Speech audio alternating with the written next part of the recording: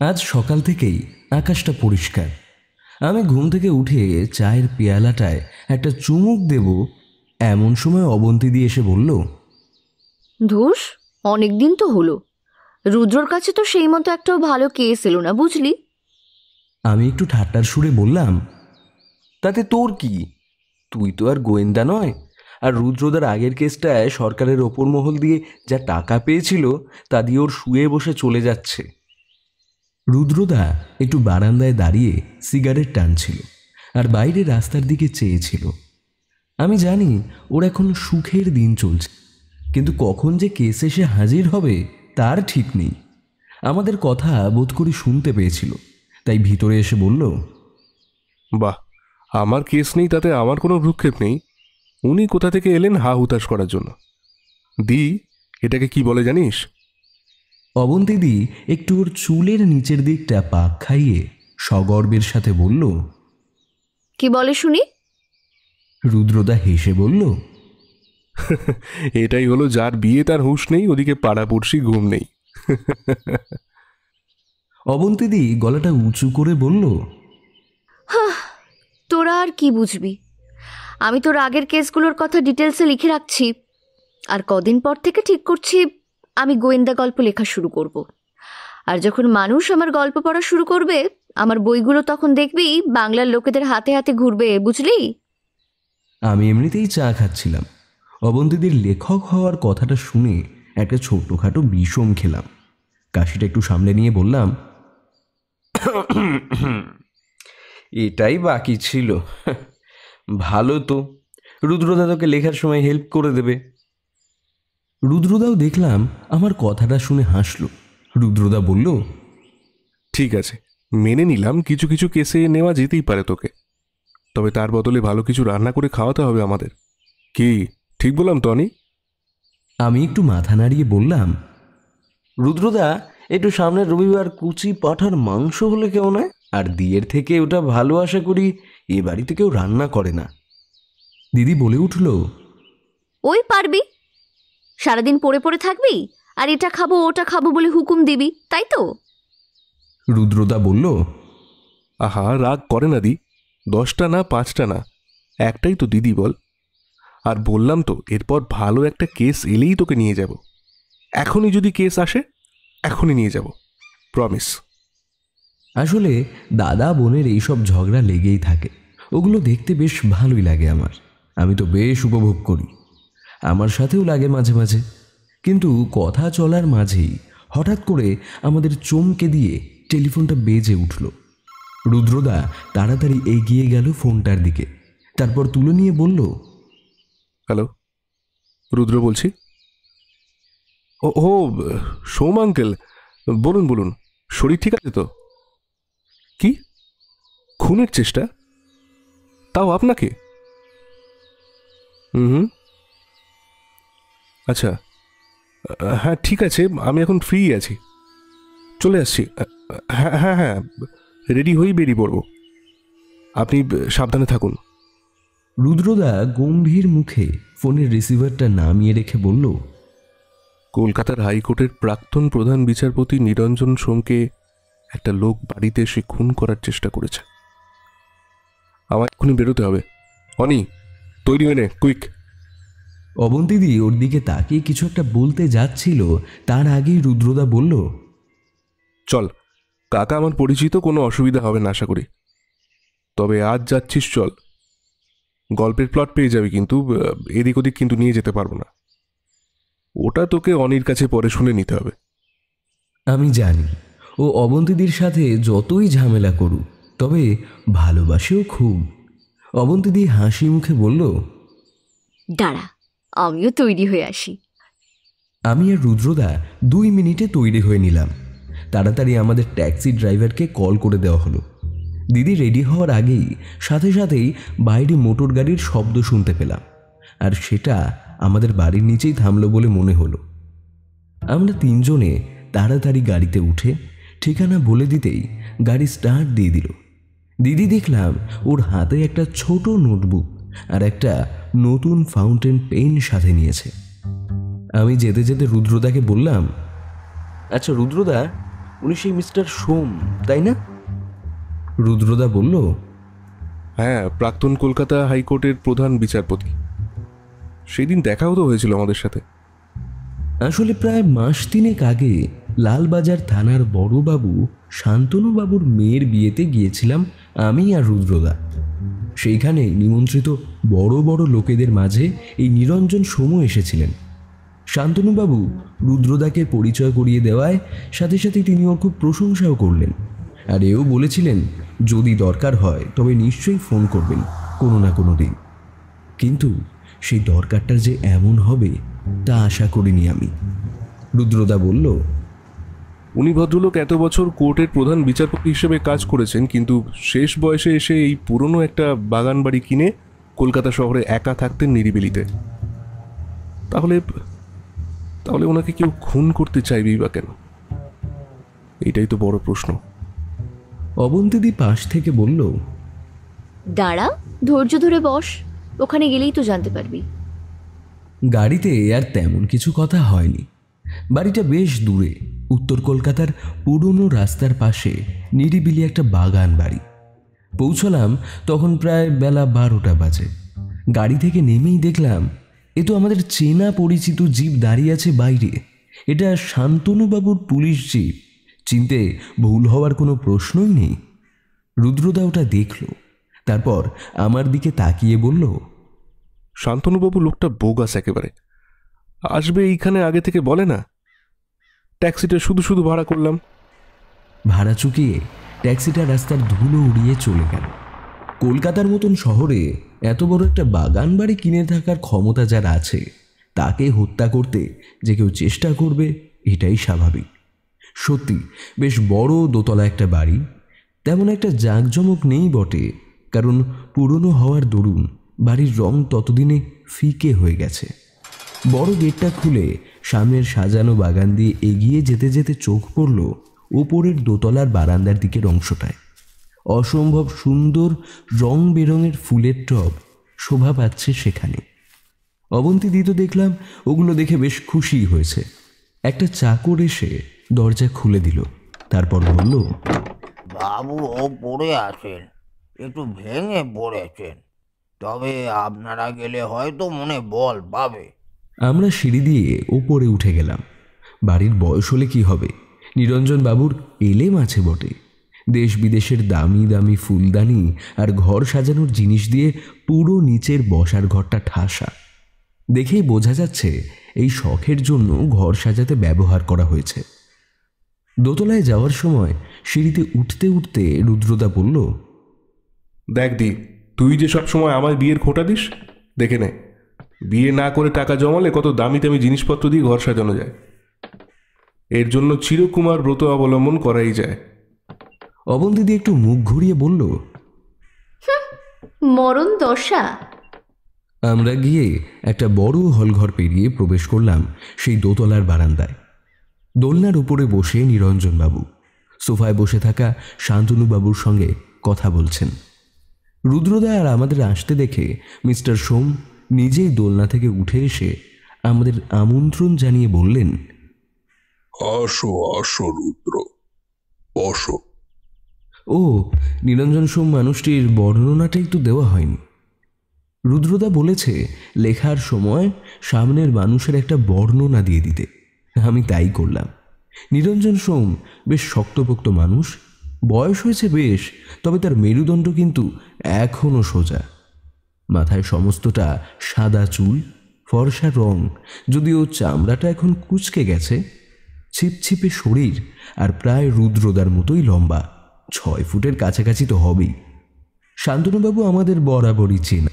রুদ্রদাকে দেখা মাত্র বলল, আরে এই দেখো রুদ্র, যে কেস হলেই তো গন্ধে গন্ধে হাজির। হ্যাঁ, রুদ্রদা সেই রকমই হেসে জবাব দিল, কি আর করবো বলুন, স্বয়ং হেড জাস্টিস নিরঞ্জন সোমকে হত্যার চেষ্টা, সেটা তো আর উদ্ধার করা যার তার কম্ব নয়।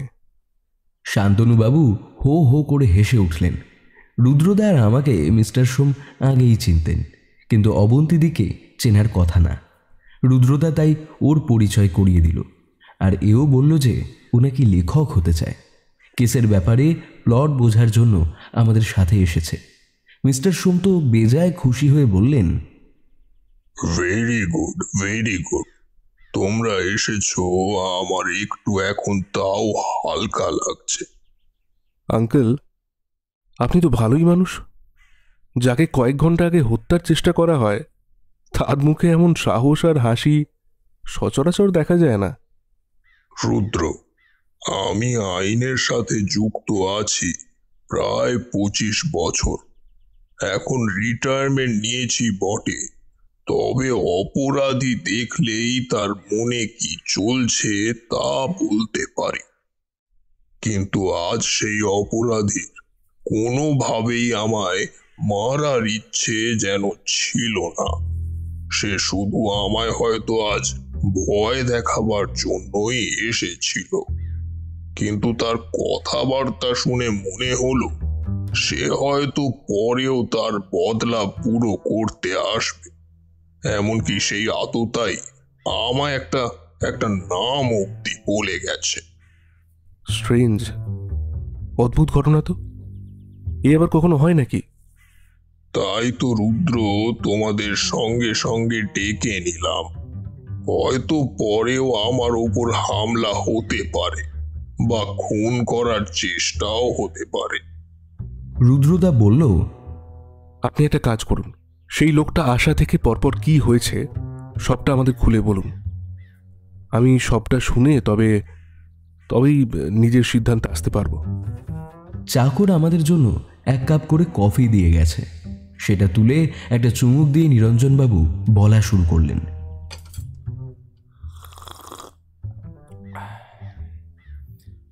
আজও রোজ সকালের মতো ঘুম থেকে উঠে আমি নিজের এই বারান্দায় এসে বসি। আর দেখতেই পাচ্ছ, বারান্দায় সাজানো ফুল গাছগুলো একদিকে আর অপর দিকে দোলনাটা। সে যাই হোক, রোজ সকাল সকাল ফুল গাছগুলোতে জল দিই। আজও দিচ্ছিলাম নিজের মতো। তারপর একটু চুপচাপ বসলাম দোলনাটায়। আমার কাজের একটাই চাকর, নাম তার বিশু। অত্যন্ত বিশ্বস্ত, আর আমার সাথে রয়েছে 12 বছরেরও বেশি। বিশুকে ফর্দ করে দিলাম দুপুরে খাওয়ার জন্য বাজার আনতে। ও বাজার বেরিয়ে গেল স্পষ্ট মনে পড়ে। চুপচাপ বসে আছি নিজের মনে, আর পেছনে আমার রেডিওটা বাজছিল।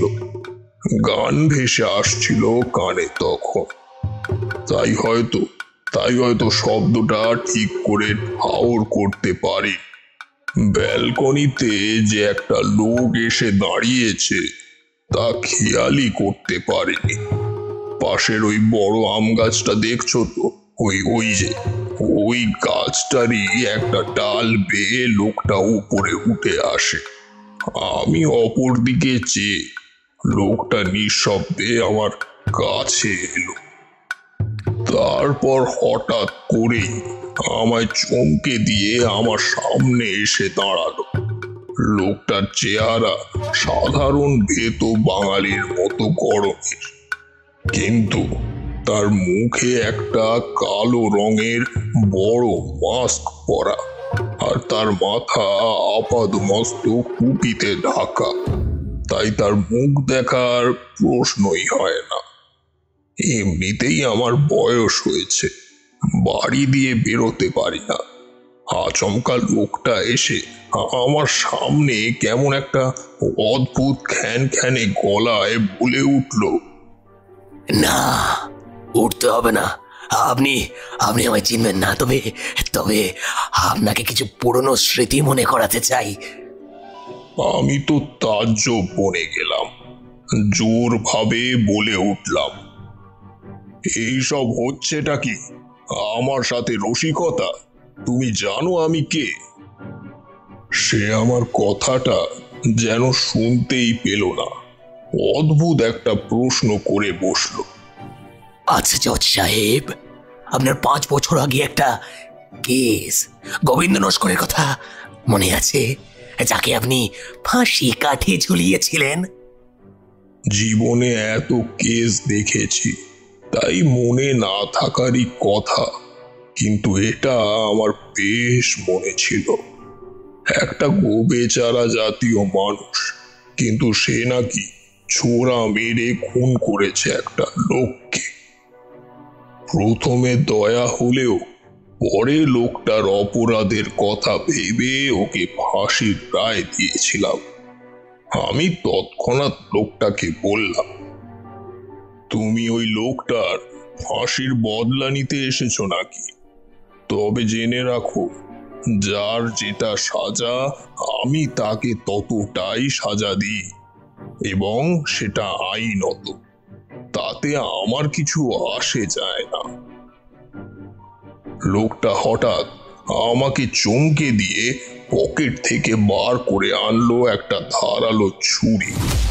তারপর আমার গলার কাছে এনে ওটা আবার নিজের হাতে নিয়ে বলল, জজ সাহেব, আপনি একটা ভুল করে ফিরেছিলেন সেই রায় দেওয়ায়। হ্যাঁ, কারণ সেই খুন সে করেনি, তাকে তাকে ফাঁসানো হয়েছিল। আমি বললাম, তাতে তোমার কি? আর আইনি তদন্ত করেই তো তাকে কাঠগড়ায় তোলা হয়েছিল, তাহলে আমার কি দোষ? লোকটা একটু হেসে জবাব দিল, আমার কি? কারণ ওই খুনটা ও করেনি, করেছিলাম আমি। আর আর সেটা চাপা দিয়েছিলাম, বুঝলেন? হ্যাঁ, তবে আপনি বয়স্ক মানুষ, মিথ্যে কথা বলবো না। সেই খুনের বোঝা এত বছর পর আমার মাথায় চড়ে বসেছে যেন। আর রোজ রাতে ঘুম আসে না আমার। রোজ একটা অপরাধ বোধ কুড়ে কুড়ে খায় আমায়। হ্যাঁ, কিন্তু একদিন হঠাৎ মনে হলো, আপনি তো জজ ছিলেন, হ্যাঁ? তাহলে দোষ তো আপনার, কারণ লোকটাকে ফাঁসিতে তো আপনি ঝুলিয়েছিলেন, তাই না জজ সাহেব? আমি তাকে বললাম, তুমি যদি আমাকে মারতেই চাও তো মারতে পারো। ভুল হয়েছে যখন আমি স্বীকার করে নিলাম। নাও, মারো আমায়। লোকটা অদ্ভুত হেসে ছোরাটা তুলে তার পকেটে আবার চালান করে বলল, না, আপনাকে মারার সময় এখনো আসেনি, বুঝলেন? কারণ আমার উত্তর এখনো আমি পাইনি। কে দোষী, আপনি না আমি, সে উত্তর আমি এখনো পাইনি। তার উত্তর পেলে হয়তো আপনাকে এসে মেরে যাব। বলে লোকটা উঠে একটা টেপ বার করে আমার মুখে চিপকে দিল, আর কালো একটা কাপড় বেঁধে দিল আমার চোখে, আর সাথে হাতও বেঁধে দিল। আমার শরীরের যা অবস্থা, আমি জানি ওর সাথে গায়ের জোরে তো পেরে উঠবো না। আর যার পকেটে ধারালো ছোরা, তাতে আবার মাথায় সামান্য ছিটগ্রস্ত, কোনো জোর জবস্তি আর করিনি। লোকটা যেভাবে এসেছিল চলে গেল ঠিক সেইভাবে। কিছুক্ষণ পর আমার চাকর বিশু এসে আমায় ওই অবস্থায় দেখে সব খুলে দেয়। তারপরেই তোমায় আর শান্তনু বাবুকে কল করি আমি। এই হলো সব ব্যাপার।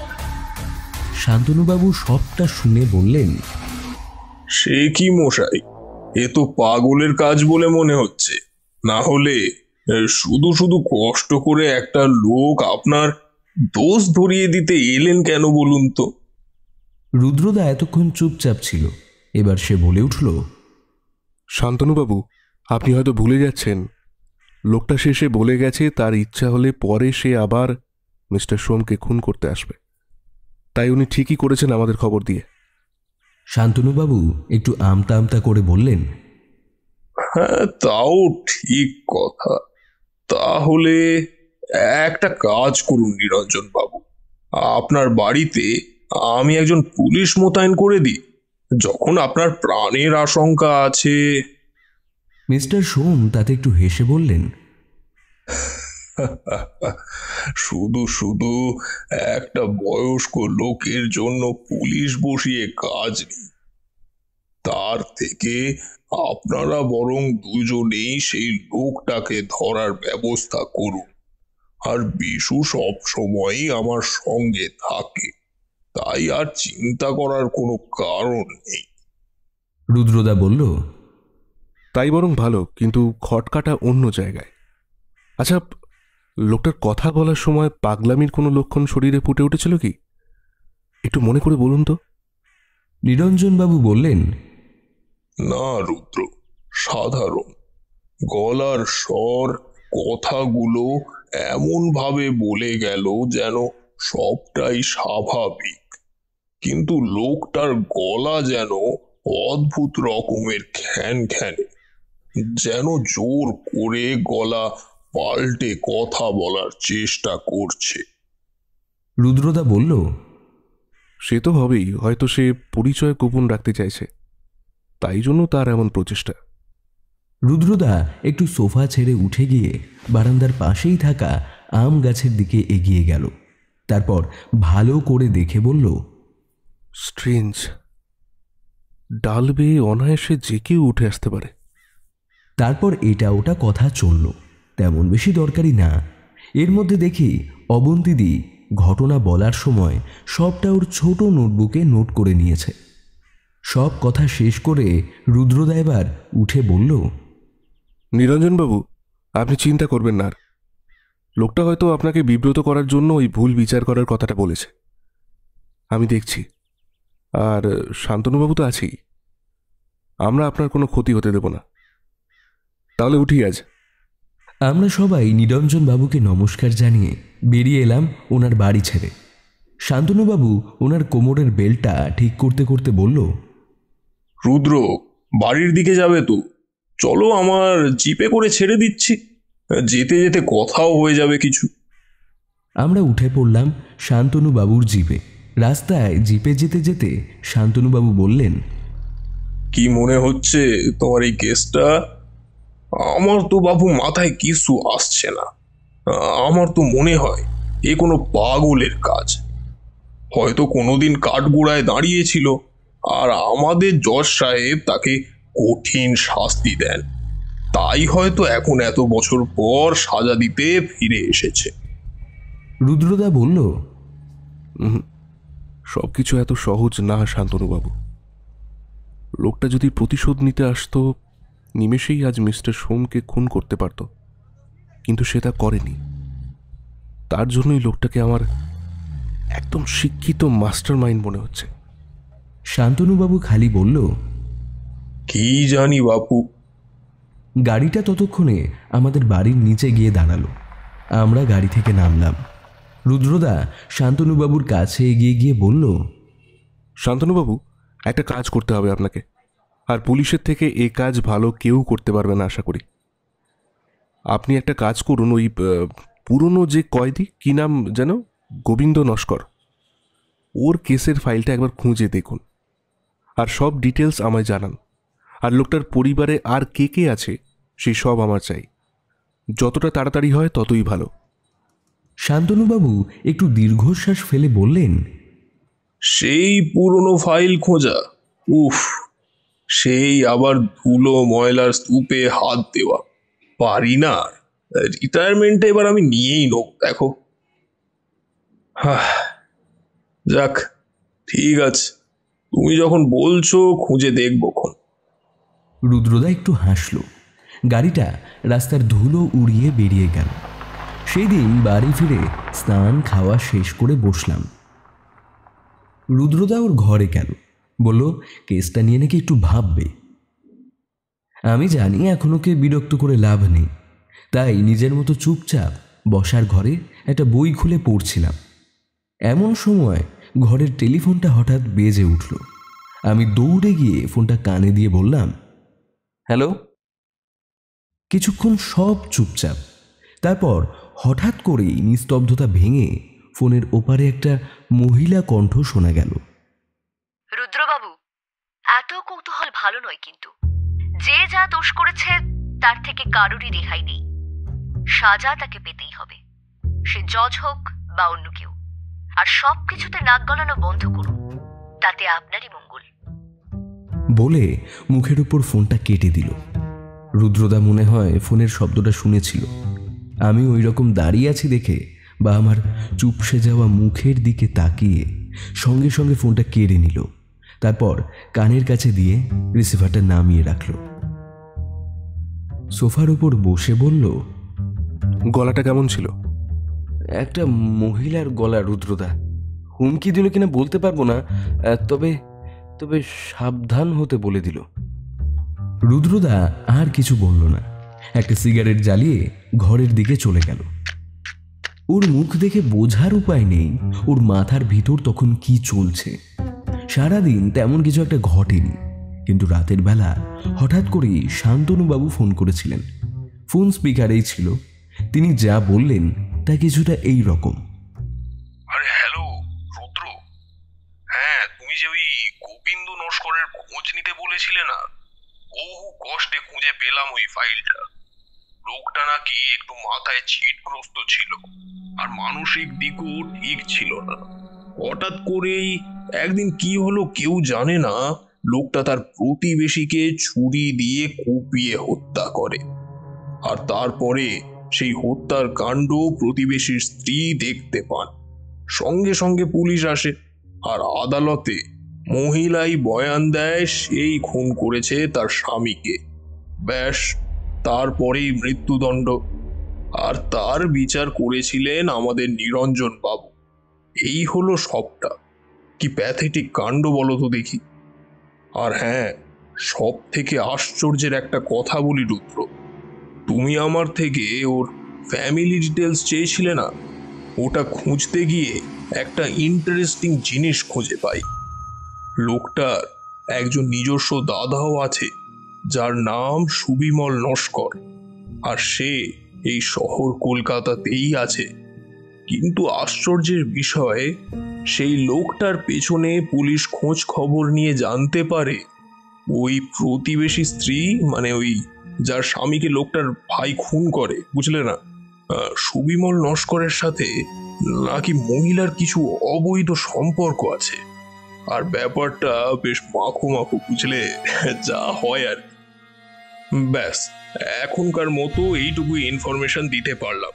আর সেই সুবিমলের বাড়ির ঠিকানা ওটা দিচ্ছি, নোট করে নাও। আমি কথা শুনতে শুনতে নোট করে নিলাম ঠিকানাটা।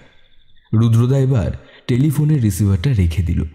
রাতে আমি একটু লেখার কাজ করে ঘুমোতে ঘুমোতে দেরি হয়ে গিয়েছিল। সকালে রুদ্রদার ধাক্কায় যখন ঘুম ভাঙল তখন বেজে গেছে প্রায় 9টা। অনি, এই অনি, ওঠ। যেন কুম্ভকর্ণের নাতি। রাতে কি যে করো বাবা জানি না। চা খেয়ে তৈরি হনে তাড়াতাড়ি, নাহলে আমি চললাম একা ওই সুবিমলবাবু লোকটার বাড়ি। সঙ্গে সঙ্গে তড়াক করে লাফিয়ে উঠলাম আমি। চাটা খেয়ে ফ্রেশ হয়ে যখন রেডি হই তখন প্রায় 10টা বেজে গেছে। আমি আর রুদ্রদা তাড়াতাড়ি তৈরি হয়ে নিলাম। আর আজ হলো রবিবার, তাই ছুটির দিন, গেলে লোকটাকে আজকে বাড়িতে পাওয়া যাবে আশা করি। ট্যাক্সি নিয়ে যখন বেরোলাম হালকা রোদ্দুর উঠেছে আকাশে। কলকাতার রাস্তা আজ রবিবার বলে ভিড় আর জ্যাম অনেক কম, তাই খুব তাড়াতাড়ি পৌঁছে গেলাম গন্তব্যে। বেশ বড় ধরনের আধুনিক দোতলা বাড়িটা। বাইরে বেল দিতেই দরজা খুলে দিল একটা চাকর। কাকে চাই? জিজ্ঞেস করাতে রুদ্রদা বলল, আমরা সুবিমলবাবুর সাথে কিছু কথা বলতে এসেছি। ওনাকে বলুন রুদ্রশঙ্কর রায় এসেছেন। আমাদের উপরে গিয়ে বসতে বলে দরজা বন্ধ করে দিলেন। আমরা সিঁড়ি বেয়ে উপরে উঠে গেলাম। বড় ধরনের একটা প্যাসেজ হয়ে বসবার ঘর। ঘরটা বেশ দামি জিনিসপত্র দিয়ে সাজানো। কিছুক্ষণের মধ্যে চাকরটা 2 কাপ চা এনে আমাদের সামনে রেখে দিয়ে বলল, বাবু স্টাডি রুমে আছে, আপনারা চাটা খান, আমি গিয়ে খবর দিচ্ছি যে আপনারা এসেছেন। তারপর রুদ্রদা পড়ার বইয়ের আলমারিটার দিকে এগিয়ে গিয়ে কিছু একটা দেখছিল। যেটাকে খুঁটিয়ে দেখছিল সেটা নিচের কাঁচে ঘেরা তাকের উপরে রাখা একটা ফাইল। রুদ্রদা ওইখানেই দাঁড়িয়ে দেখছিল ভিতরটা। এমন সময় ঘরে প্রবেশ করল মিস্টার সুবিমল নস্কর। রুদ্রদাকে দেখে লোকটা বলল, একই আপনারা হঠাৎ বলেনি কমনেই আমার বাড়িতে কি করছেন? রুদ্রদা এবার ওর প্রাইভেট ইনভেস্টিগেটর কার্ডটা এগিয়ে দিতেই লোকটার মুখটা দেখলাম শুকিয়ে গেল। রুদ্রদা আমার পরিচয় করিয়ে দিয়ে বলল, সুবিমলবাবু, আপনার কাছে আমাদের কিছু প্রশ্নের উত্তর জানার আছে, তাই যদি একটু সময় দিতেন খুবই ভালো হতো। আর এটা পুরোটাই আপনার ভাইয়ের সম্বন্ধে। ভাইয়ের কথা শোনা মাত্র লোকটা দেখলাম তেলে বেগুনে জ্বলে উঠল। ভাই? আমার কোনো ভাই নেই। যে একটা খুনি সে আমার ভাই হতেই পারে না। আপনারা তো পুলিশের লোক নন, তবে আপনাকে আমার এইসব প্রশ্নের উত্তর দেওয়ার কোনো প্রয়োজন বোধ করি না। লোকটার মেজাজ দেখলাম সবসময় তুঙ্গে থাকে। ছোটখাটো রোগা শরীর আর মাথায় ব্যাকব্রাশ করে আঁচড়ানো চুল, একদম ভেতো বাঙালির মতো। চেহারায় যে এত রাগ থাকে কি করে তা জানি না। রুদ্রদা আর বসল না, কারণ সামনের মানুষটির যদি ইচ্ছা না থাকে তার দিয়ে কিছু বেরোবে না ওর মনে হয়। রুদ্রদা খালি নমস্কার জানিয়ে বলল, শুনুন সুবিমলবাবু, আপনি আমায় বললেন না ঠিক আছে, তবে পুলিশ নিজের উত্তর কিভাবে বার করে নিতে হয় সবটাই জানে। ঠিক আছে, উঠি আজ, আপনার অনেক সময় নষ্ট করে দিলাম। লোকটা দেখলাম হন হন করে পাশের ঘরে চলে গেল। আমরা ওর বাড়ি থেকে বেরিয়ে পড়লাম। আমি রাস্তায় রুদ্রদাকে প্রশ্ন করলাম, তুমি ছেড়ে দিলে যে? ওনার কথা শুনে তো মনে হলো কোনো জ্বলন্ত আগ্নেয়গিরির থেকে কিছু কম নয়। রুদ্রদা আমার কথায় যেন কিছু ভুরুক্ষেপই করল না, শুধু বলল, চল, কাছেই ডক্টর দাসের কেবিন, কলকাতার নামকরা মানসিক রোগের চিকিৎসা করা একজন ডাক্তার। ওনার দর্শনটা একটিবার করে আসি, বুঝলি? রুদ্রদার মুখে একটা হাসি লেগে রয়েছে। তার মানে ও কিছু একটা সূত্র খুঁজে পেয়েছে, আর সেই সূত্র ধরে হাঁটলে এই কেসের কিনারা করতে পারবে সে। আমি বললাম, তা এখনই ডাক্তারের ক্লিনিক খোলা থাকবে? আজ তো রোববার। রুদ্রদা একটু হেসে বলল, চল না, গিয়েই দেখা যাক। আমি আর রুদ্রদা হেঁটেই পৌঁছে গেলাম ক্লিনিকে। 4 তলার একটা কেবিনে বসেন ডক্টর দাস, আর ক্লিনিকে গোটা 4 রুগীও ছিল। দুপুরবেলা বলে হয়তো রোগীর ভিড়টা একটু কম। রোগীর ভিড় হালকা হয়ে যাওয়ায় আমরা ভিতরে প্রবেশ করলাম। রুদ্রদা হাত জোর করে প্রণাম জানিয়ে বলল, ভিতরে আসতে পারি? ডাক্তারবাবু বোধ করি সব রুগী শেষ মনে করে সব কিছু গুছিয়ে রাখছিলেন। সামনের 2টো সিট দেখিয়ে দেওয়ায় আমরা সেইখানেই বসলাম।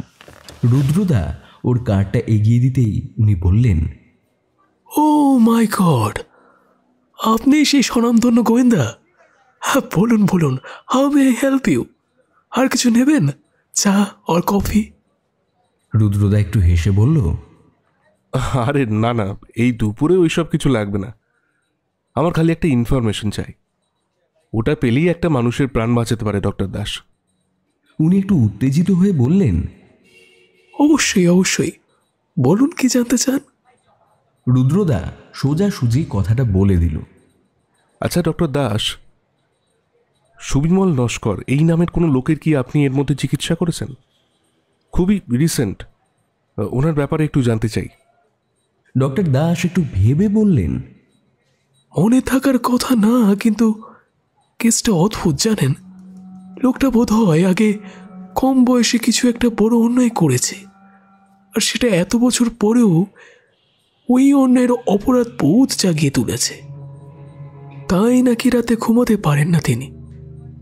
এই ধরনের অনেক কেস মাঝে মাঝে আমার কাছে আসে, কিন্তু এনার ব্যাপারটা একটু আলাদা। উনি কি ভুল করেছেন সেটা যেন বলতে চান না, লুকিয়ে যেতে চান। আর হঠাৎ করেই রেগে যাওয়া এই রোগের একটা বড় সিমটম, কিন্তু কাউকে না কাউকে তো বলতে হবে, না হলে রোগটা মনে চেপে বসলে হয়তো ভদ্রলোক সাইকো হয়ে যেতে পারেন। এতটা প্রভাব বিস্তার করেছে সেটা। রুদ্রদা বলল, ও আই সি। তবে আর একটা কথা বলুন তো, লোকটার সাথে কি কেউ এসেছিল ওনাকে নিয়ে আপনার কাছে? ডাক্তারবাবু বললেন, ওটা বোধ করি ওনার স্ত্রী নন, তবে সম্পর্ক কিছু তো একটা আছে, সেটা বোঝা গেল। ঠিক আছে ডক্টর দাস, আপনার অনেকটা সময় নষ্ট করলাম, অসংখ্য ধন্যবাদ। আমার যা জানার তা জানা হয়ে গেছে। আজ তাহলে উঠি। ভবিষ্যতে যদি কোনোদিন দরকার লাগে আমায় জানাতে ভুলবেন না কিন্তু। কার্ডটা আপনার কাছেই রইল। আমরা নমস্কার জানিয়ে বেরিয়ে পড়লাম। রাস্তায় যেতে যেতে আমি বললাম, আচ্ছা রুদ্রদা, তুমি ডক্টর দাসের কাছে আসার ব্যাপারটা বুঝতে পারলে কিভাবে?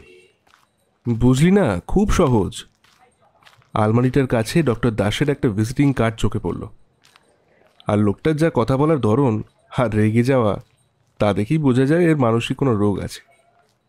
তবে এই নিরঞ্জনবাবুকে হত্যা করার চেষ্টা করেছে, তার কোনো প্রমাণ এখনো আমার হাতে আসেনি। আমি বললাম, আর প্রতিবেশী মহিলার সাথে সম্পর্ক, ওটাও কিন্তু কোনো সাধারণ ব্যাপার নয়। কথাটা বলতে বলতে আমরা চার মাথার মোড়ে পৌঁছে গেলাম। এদিকটা বরাবরই ভিড় থাকে। আমরা রাস্তাটা ধরে এগোচ্ছি, ভিড়ের মধ্যে একটা লোকের সাথে আমার ধাক্কা লাগলো। তখন বুঝিনি। বাড়ি পৌঁছে পকেটের মধ্যে কিছু একটা ঠেকতেই হাত ঢুকিয়ে দিলাম। পেলাম একটা কাগজ, সেটায় খুদে খুদে অক্ষরে লেখা, পারফেক্ট মার্ডার সেটা নয় যেখানে খুনি ধরা পড়ে না, বরং পারফেক্ট মার্ডার সেটাই যেখানে একটি নিরপরাধ লোক ধরা পড়ে। এটা পাওয়া মাত্র আমি রুদ্রদার কাছে ছুটে গেলাম। রুদ্রদার মুখে কাগজটা দেখে একটা হাসি খেলে গেল। ও শুধু একটা কথাই বলল, সাইকো কিলার। পরের দিন সকালে আমি একটু রুদ্রদার ঘরে গিয়ে দেখি ও চুপচাপ খাটের উপর শুয়ে পা নাড়তে নাড়তে কিছু একটা ভাবছে। পাশে একটা খাতা পড়ে আর সেই কাগজটা। আমি পাশে গিয়ে বসলাম আর বললাম, কিছুকে বুঝতে পারলে রুদ্রদা? রুদ্রদা উঠে বসে একটা সিগারেট জ্বালিয়ে একটা বড় সড়ো টান দিল, তারপর ধোঁয়া ছেড়ে বলল, বেশিরভাগ প্রশ্নের উত্তর পাওয়া গেছে, কিন্তু আমি এটা বুঝতে পারলাম না এতে মিস্টার সোমকে খুন করার মোটিভটা কোথায়। আর যেমন ধর, ওই যে মহিলার সাথে সম্পর্ক আছে লোকটার, সেটা তো জানা গেল, কিন্তু কেন তিনি ওনার সাথে সম্পর্কে জড়াবেন? কেন একজন পতিহারা মহিলা যে বিধবা থাকবে এটা কোন আইনে লেখা আছে যে সে আবার সম্পর্কে জড়াবে না? নিজেই নিজের বলা কথাটা শুনে আমি উত্তেজিত হয়ে উঠলাম। আমার মাথায় তখন একটা সম্ভাবনা উকি দিচ্ছে। আমি বললাম, রুদ্রদা, এটা তো জলের মতন পরিষ্কার। খুনটা সুবিমলবাবু নিজেই করেছেন, আর হয়তো তার প্রতিবেশী মহিলার সাথে তার সম্পর্ক আগে থেকেই ছিল, তাই জন্য তারা জোট বেঁধে খুন করে ওই লোকটাকে। আর আমরা শুনেছি গোবিন্দ নস্কর লোকটার তো একটু মাথায় ছিট আগে থেকেই ছিল। খুন করে তাকে ফাঁসিয়ে দেওয়া এটা তো অতি সহজ কাজ। রুদ্রদার মুখে একটা হাসি খেলে গেল। ও আমার পিঠে চাপড় মেরে বলল, এতদিনে বলা যায় তুই আমার সাথে ঘুরে ঘুরে ভালোই কাজ শিখেছিস। সবটাই তো হলো, আর এটা যে সত্য তা প্রমাণ করা কঠিন কাজ নয়। কিন্তু লোকটা মিস্টার সোমকে খুন করবে কেন? কেন? ডক্টর দাস তো বলেইছিলেন ও বড় সড়ো মানসিক রোগের শিকার। সেই রোগের বশেই হয়তো। রুদ্রদা তৎক্ষণাৎ সিগারেটটা জানালা দিয়ে ছুঁড়ে ফেলে দিল, তারপর ছুটে এসে বলল, দাঁড়া দাঁড়া, মাথাটা খুলে গেল মনে হচ্ছে। সবটাই ঠিক, গোবিন্দ নস্কর খুন করেনি, আর তাকে ফাঁসিয়েছিল সুবিমলবাবু আর সেই মহিলা মিলে। ইয়েস, আর এটা তোর কালকের পাওয়া কাগজ থেকে স্পষ্ট বোঝা যাচ্ছে। কিন্তু একটা প্রশ্নের উত্তর আমি খুঁজছিলাম, সেটা হলো কাগজে পাওয়া 26 লেখা নাম্বারটির কথা।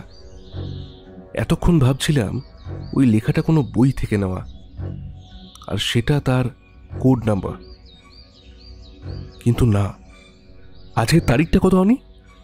আমি তৎক্ষণাৎ বললাম, আজ তো 26 রুদ্রদা। তার মানে পরে বুঝতে পারবি, একটা বড় কিছু করতে চলেছে। তাড়াতাড়ি যা পড়ে আছিস ওটা পরেই বেরিয়ে পড়। রাস্তায় যেতে যেতে থানায় শান্তনুবাবুকে তুলে নেওয়া যাবে। আমরা পৌঁছতে দেরি হলে একটা অঘটন ঘটে যেতে পারে। ওঠ ওঠ, তাড়াতাড়ি ওঠ। রুদ্রদা তৎক্ষণাৎ পায়জামাটা চড়িয়ে নিল। আমি তৈরিই ছিলাম। তাড়াতাড়িতে রাস্তায় নেমে একটা ট্যাক্সি নিলাম। রুদ্রদা ঠিকানা বলে দিয়ে বলল, যত তাড়াতাড়ি পারবে চালাও, থানা চলো, এরপর এই ঠিকানায়, কুইক। রুদ্রদার এই কথা শুনে হয়তো ড্রাইভারটাও রহস্যের গন্ধ পেয়েছে। রাস্তায় গাড়ি ছুটিয়ে দিল সে। সময় মতো তাড়াতাড়িতে শান্তনুবাবুকে তুলে নেওয়া হলো। শান্তনুবাবু ওর কয়েকজন পুলিশকে জিপ নিয়ে আমাদের পেছনে আসতে বললেন। আমার মাথায় ঢুকছে না হচ্ছেটা কি। এখন এটা যেন যা ঘটছে সবটাই রঙ্গমঞ্চ, আর রুদ্রদা তার হিরো, সবটাই সে জানে। শান্তনুবাবু শুধু বললেন, তা রুদ্র, এত তাড়াতাড়ি কেন বুঝতে পারলাম না তো? আজ কি কিছু হতে চলেছে? মিস্টার সোমের কি প্রাণের ভয় আছে?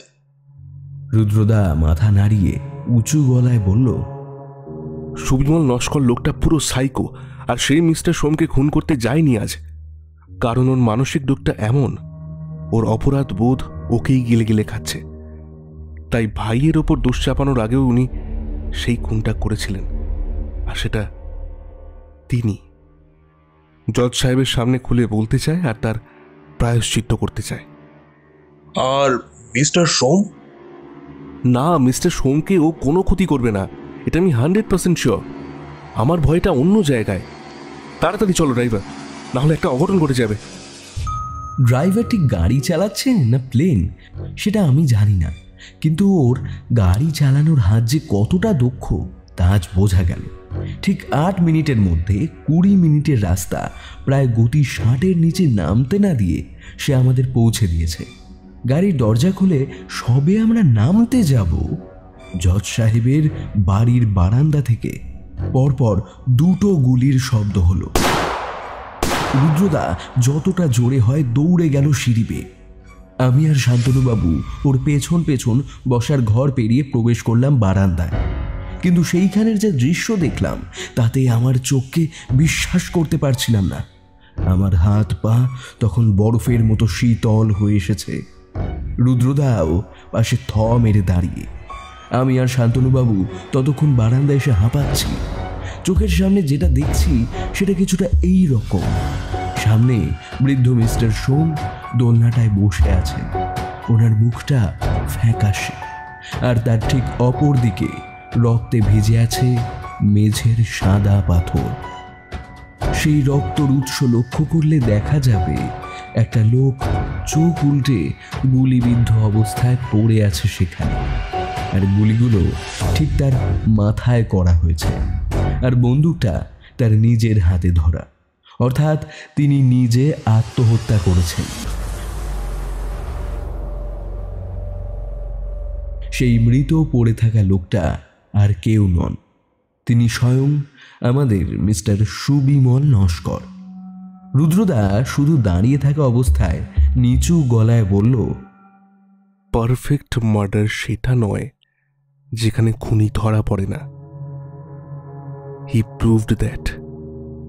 আমরা তাড়াতাড়ি ধরাধরি করে মিস্টার সোমকে তুলে ধরি। তিনি একটু অপ্রকৃতিস্থ অবস্থায় ছিলেন। নিজের চোখের সামনে কেউ এসে সুইসাইড করলো তিনি তা ঠিক মেনে নিতে পারেননি। অসুস্থ হয়ে পড়েন তিনি। শুধু যাওয়ার আগে আমাদের বারান্দায় থাকা ফুল গাছগুলোর দিকে ইশারা করলেন। ওনাকে সঙ্গে সঙ্গে হাসপাতালে নিয়ে যাওয়া হলো। পুলিশ পেছনেই ছিল। পুলিশ নিজেদের কাজ শুরু করে দিয়েছে। রুদ্রদার মুখে কোনো কথা নেই, সে খালি একটা সিগারেট ধরিয়ে নিল, তারপর বারান্দায় ফুল গাছগুলোর দিকে এগিয়ে গেল। সেখানে গাছের আড়ালে লুকানো ছিল একটা ভিডিও ক্যামেরা, আর সেটা সমস্ত ঘটনা রেকর্ড করে রেখেছে। আমরা বেরিয়ে এলাম। রুদ্রদা ক্যামেরাটার রেকর্ডিং চালালো। সেটা কিছুটা এই রকম। স্পষ্ট সব কিছুই, কারণ আত্মহত্যাকারী নিজে সেটা সেখানে রেখে গেছিল। ভিডিও রেকর্ডিং বলছে সুবিমলবাবু স্বয়ং প্রবেশ করলেন জজ সাহেব নিরঞ্জন সোমের বারান্দায়। মুখে কোনো মুখোশ নেই। তাদের মধ্যে কিছু ছোটোখাটো কথা হলো, কিন্তু সব থেকে যে কথাটা দরকারি সেখানে সুবিমলবাবু উত্তেজিত হয়ে বলছেন, হ্যাঁ, আমি তাই সেই রাতে প্রতিবেশীকে ছুরি দিয়ে কুপিয়ে খুন করেছিলাম আমি। কারণ লিসা আর আমি দুজনকে ভালোবাসতাম, তাই সেই রাতে দুজন প্ল্যান করে খুন করি লোকটাকে। কারণ আমাদের মধ্যে ভালোবাসার বাধা হয়ে দাঁড়াচ্ছিল খালি ওই লোকটাই। কিন্তু খুনের দিন কিভাবে আমার ভাই ওইখানে এসে পড়ে। ভাইটা ছিল একটু মন ভোলার, মানসিকভাবে অসুস্থ, তাই ওর সাথে কোনোদিনই আমার সদ্ভাব ছিল না। কিন্তু ও খুনটা নিজের চোখে দেখে ফেলেছে, তাই সেখানেই আমাদের বিপদ। সবটা সাজানো হলো, লিজা কোর্টের কাঠগড়ায় দাঁড়িয়ে ওকে খুনি বলে দিল, ব্যাস সব শেষ। কিন্তু কিন্তু কিছুদিন ধরে আমার মাথার ভিতরে ও রোজ স্বপ্নে আসতো সেই খুনের। হ্যাঁ হ্যাঁ হ্যাঁ, আমি তো খুনটা করেছিলাম, একটা না দুটো খুন করেছিলাম আমি। আপনি কোনো ভুল সাজা দেননি জজ সাহেব, আপনি নির্দোষ, তাই সব দোষ আমি স্বীকার করছি, না হলে আমি মরেও শান্তি পাবো না। এই যে এই ভিডিও ক্যামেরায় সবটা স্বীকার করে গেলাম আমি। আমায় ধরা বা সাজা দেওয়া কারোর পক্ষে সম্ভব নয়। খালি একটাই কথা, আমি পাগল নই, আমি আমি আমি আমি সাইকো নই। চিৎকার করে কথাগুলো বলতে বলতে লোকটা হঠাৎ তার হাত থেকে বার করে আনলো পিস্তলটা। পর পর দুটো গুলি চালিয়ে দিল নিজের মাথায়, সেটা রেখে। ব্যাস সব শেষ এখানে। রুদ্রদা, আমি আর অবন্তিদি বসেছি আমাদের বাড়িতে খাওয়ার টেবিলে। অবন্তিদি বলল, তাড়াহুড়োতে তো আমায় এই কেসটার সাথেই নিলি না। এবার কিন্তু পরে কি হলো সবটা আমায় খুলে বলতে হবে তোদের।